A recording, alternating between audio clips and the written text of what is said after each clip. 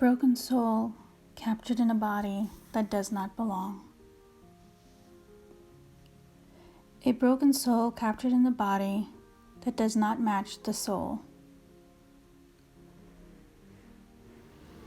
I see my body as a shell, as an armor. I see my soul that lives in this body. We borrow it, and then we go on, and somebody else has that body to borrow.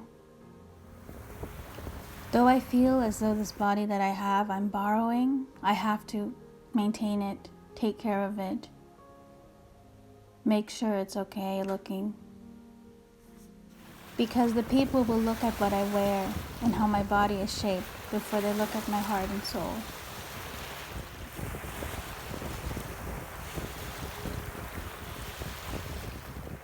I am a photographer and someone that struggles with mental health. I have always wanted to capture some of my lowest points in life and in black and white because it shows the most emotions and deepness to be hidden scars and wounds that are still open and yet not taken care of. Though they all look similar, they have different meanings in each of those moments that I had captured. Here, in this photo of me with the trees in the background, is a symbolization of being lost in the world, gazing into the nature of asking why, what, and how.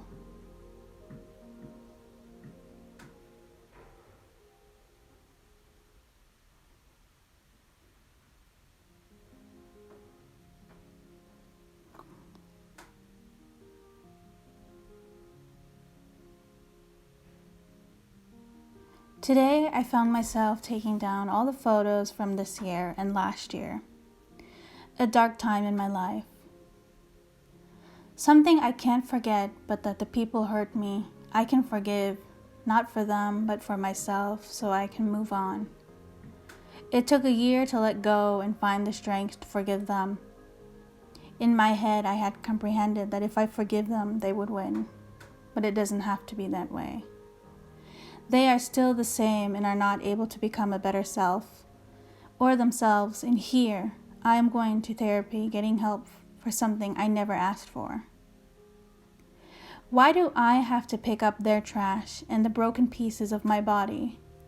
They are the ones that broke me. They are the ones that made me the mess. This makes no sense. We teach our children, you make the mess and you clean the mess up. But when it comes to mental health, our parents and mentors expect us to clean up a mess we never asked for nor made. Teachers and parents, please explain this to me. Why?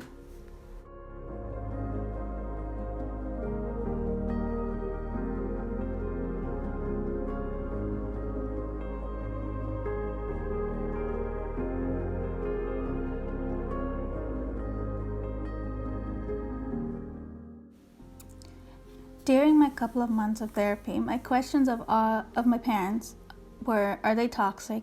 And is it possible that they were physically borderline, mentally abusive towards me, emotionally abusive towards me?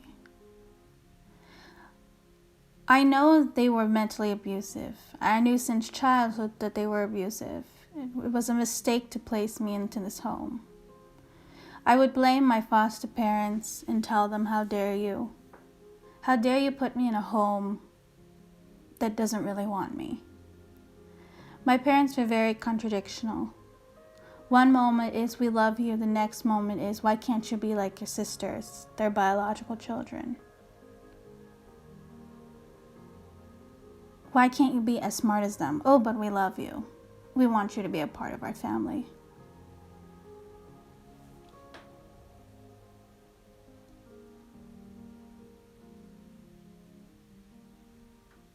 I always wanted to go back to the foster care system. I knew it was possible. Because I know of a past classmate of mine, she was adopted from Russia, and her parents couldn't handle her, so they sent her back to Russia, to the adoption agency. Though it must have been terrible for her, I found myself wishing my adoptive parents would have done the same with me. They clearly didn't want me anymore once they started having biological children. I was pushed aside and felt like an outsider. The entire family on my dad's side made me feel unwanted, unwelcomed, and always that problem child. The one that wasn't smart enough, the one that had mental health issues, and the one that just didn't fit into this family of doctors and PhD holders and bachelor holders. They all are going to university. I'm the only one that hasn't. My adoptive parents were very strict, very controversial people from Germany. And for many years, I thought all Germans were this strict. And all Germans had this controversial, cold-hearted, and no soul in them. Though I had a hard time connecting with these people, friends would make fun of my parents. My father got this terrible nickname from my friends' parents, and it's so painful and it's so negative to other Germans that I'm not going to say it. But to him, it kind of fits. While my mother was called Barbara with the deviled horns, it's not that bad. As a kid, I thought that was funny because I couldn't stand that woman, and was told by these people that it's okay to call people names and it's okay to call her that because she is that. She is a mean person. I lost touch with my body and my soul. I started to hate it. I started to ask myself, why was I given the second chance of life? I didn't want it. No one asked me. I felt unloved and hated by my adoptive parents, that I did anything to get away from them. My soul was starting to crumble into pieces, and the people that were supposed to protect me looked the other way. Now at age 27, my soul, I feel like, is in a million pieces, and I don't know where to start by picking up these pieces. And the shell of my body has been cracked in many different places. From the scars of me cutting my arms up, to the marks of where I tried to commit suicide many years ago. Those scars are still there. The heart operations that I've had the first 3 years of my life, where they pried me open to fix my heart, which is now psychologically, mentally, emotionally destroyed. Was it worth it? I don't know. I want to learn to protect my body's shell. I want to learn to love my soul again. And I want to learn to love myself, and that there is a purpose on this earth for me. And I will continue fighting.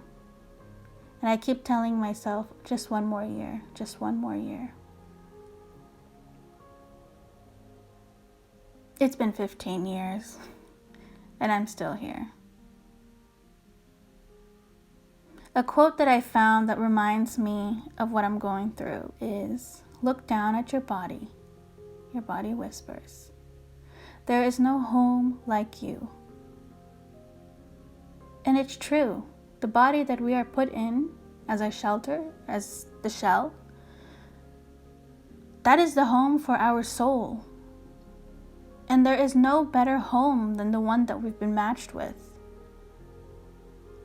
It just takes time to love, accept, and to appreciate it, because in a way we only have one body, but we have many lifetimes of souls.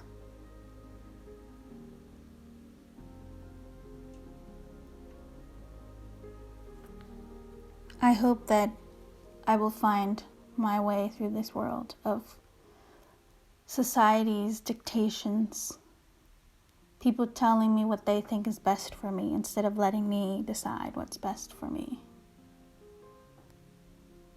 Things will not make sense in this world, but they don't have to.